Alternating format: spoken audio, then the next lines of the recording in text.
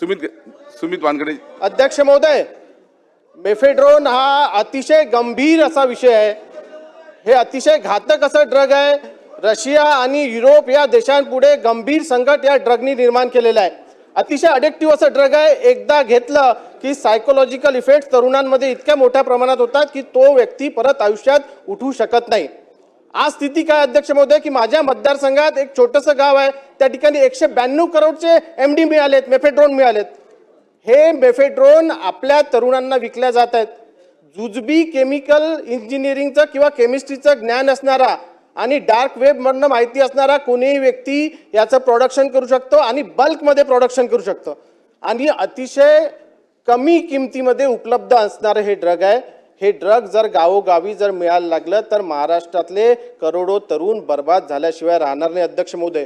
म्हणून माननीय मंत्री महोदयांना माझी एवढीच विनंती आहे आणि इतकंच मागणं आहे की या मेफेड्रोनचं संकट जर आपल्याला घालवायचं असेल तर शासनातर्फे याच्या मेफेड्रोनच्या समूह उच्चाटनासाठी त्याच्या पूर्ण माफियाचा बंदोबस्त करण्यासाठी स्पेशल टास्क फोर्स महाराष्ट्राच्या गृह विभागातर्फे स्थापन करण्यात येणार आहेत का, आणि त्या माध्यमातून हे जे काही केमिकल्स जे मॅन्युफॅक्चरिंगसाठी लागतात, बाहेर देशातून जे इम्पोर्ट करावे लागतात, त्याच्यावर बंदी आणण्यात येणार आहेत का, याचा खरेदी विक्रीचं पूर्ण मॉनिटरिंग करण्यात येणार आहेत का, आणि हे मेफेड्रोन कुठेही उत्पादन होऊ नये यासाठी काय सरकार कारवाई करणार आहेत, हा माझा सवाल आहे.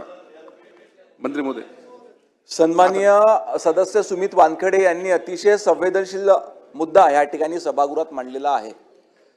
त्यांनी सांगितलेली माहिती खरी आहे की कारंजा, त्यांच्या मतदारसंघातील कारंजा तालुक्यातील एका छोट्याशा गावामध्ये इतक्या मोठ्या प्रमाणावर मॅफेड्रोन हे ड्रग त्या ठिकाणी DRI या केंद्रीय संस्थेने त्या ठिकाणी हस्तगत केलं.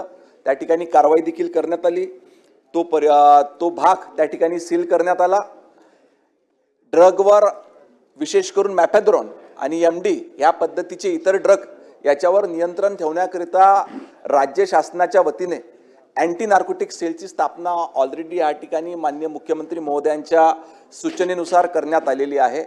आपण जी दुसरी सूचना केली का हे ड्रग बनवण्याकरिता जे केमिकल्स बाहेर देशातून इम्पोर्ट केले जातात किंवा अवेलेबल असतात याच्यावर देखील त्या ठिकाणी बंदी घालण्यात येईल आणि भविष्यात असे प्रकार घडू नये याच्याकरता अजून कठोर कायदे त्या ठिकाणी करण्यात येईल.